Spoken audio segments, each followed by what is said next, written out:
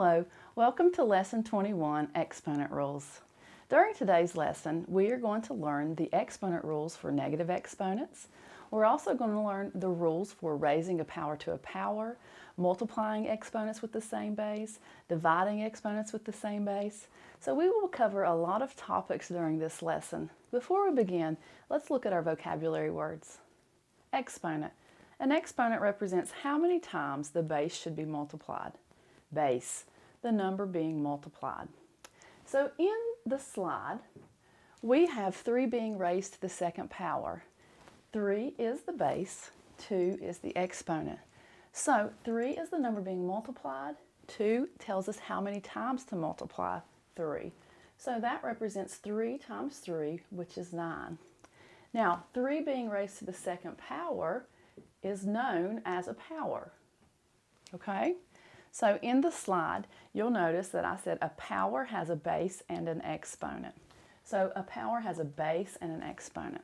All right? Also at the top of our board, I have another little rule that I'd like you to look at. X is really equal to x to the first power. That will come into play in some of our practice problems. So let's get started. When you have a negative exponent, you will need to make a fraction. 4 to the negative second power is equal to 1 divided by 4 to the second power, which is equal to 1/16. So when you have a negative exponent, like the one in our slide, 4 raised to the negative second power, you're going to have to make a fraction. Anytime you see a negative exponent, you will always make a fraction, and 1 is going to be your numerator. Magic happens whenever you move this below the bar, okay?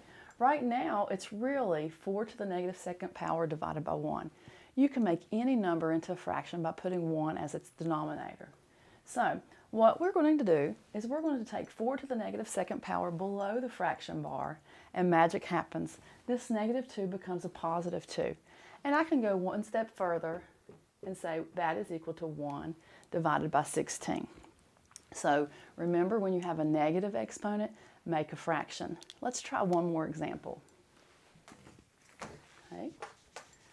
If I had 2 to the negative third power, again, you cannot have negative exponents, so we're going to put 1 as our numerator, bring everything below the fraction bar. Magic happens. It's no longer negative 3, it's positive 3. That is telling us that we need to say 2 times 2 times 2, which I'll break it down. 2 times 2 times 2, which would be 1 divided by 8, 1/8. Okay? So negative exponent rule states to make a fraction, when you move that exponent below the fraction bar, it becomes positive. All right, I'm going to add a little something else on there. Okay? If you would have 2 to the negative third over 3 to the negative 2, okay? Let's pretend you had a fraction of exponents. Again, when you move across the fraction bar, it becomes its opposite. So I would have 2 to the third power and 3 to the second power. You simply just trade places. Bring this below the bar, bring this above the bar, and I would end up with 9/8. Okay? All right, that was just a little extra. All right, let's look at our next slide. Multiplying powers with the same base. The rule is to keep the base and add the exponents. 2 to the third power times 2 to the fifth power equals 2 to the eighth power. So when you're multiplying powers with the same base, you keep the base and you add the exponents. Let's practice that. Okay? So 2 to the second power times 2 to the third. Again, do they have the same base? Yes, they do. The base is 2. So you would keep the base and add the exponents. 2 plus 3 is 5. That's simple. What if we had x times x to the third? Well, what's the rule for a variable alone?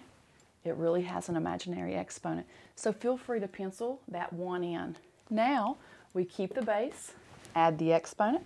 1 plus 3 is 4, and we have done another problem.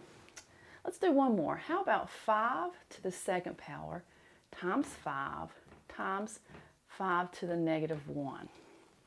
Oh, okay, so what are we going to do? First off, we're going to keep our base. Then I'm going to add our exponents. 2 plus 1 is 3. 3 plus negative 1 would be 2. Okay? All right, so don't let that trick you up. All right, so let's move on to the next rule. All right, let's look at our next slide. Dividing powers with the same base. Keep the base and subtract the exponents. So in our slide, we have x to the 7th power divided by x to the 5th power. Well, now we're dividing exponents with the same base. So we keep the base of x, and then we do some simple math. 7 minus 5 is 2. Pretty simple. Let's do another one. How about 2 to the 3rd power divided by 2 to the 7th? Now, we're going to keep our base of 2, subtract 3 minus 7, and I'm left with negative 4. Well, what did we just say earlier? You cannot have negative exponents, you need to make a fraction. So I would have 1 divided by 2 to the positive 4th power. I could leave it like that, or we could keep going, and I could do the math. 1 divided by 2 times 2 times 2 times 2. Well, what would that be? 2 times 2 is 4. 4 times 2 is 8. 8 times 2 is 16. So that took a little bit of effort. So long story short, whenever you're dividing powers with the same base, keep the base, subtract the exponent. Let's move on to our next slide. Raising a power to a power. Keep the base and multiply the exponents. In our example, we have x to the 2nd power raised to the 3rd. Keep our x, multiply 2 and 3 for x is equal to x to the 6th power. So let's practice that skill. All right, so raising a power to a power. X to the 3rd power raised to the 5th. Well, we keep our base, multiply our exponents. Pretty simple. Let's do another one. X to the 2nd power raised to the negative 3rd power. Keep our base, multiply our exponents, and what's happened here? Negative 6. We don't need that negative 6. We're going to make a fraction, do a little magic, and it's now x to the positive 6. Okay? Let's look at another example that you may happen to see.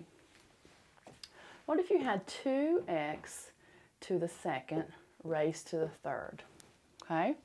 Now we have a coefficient in front of x.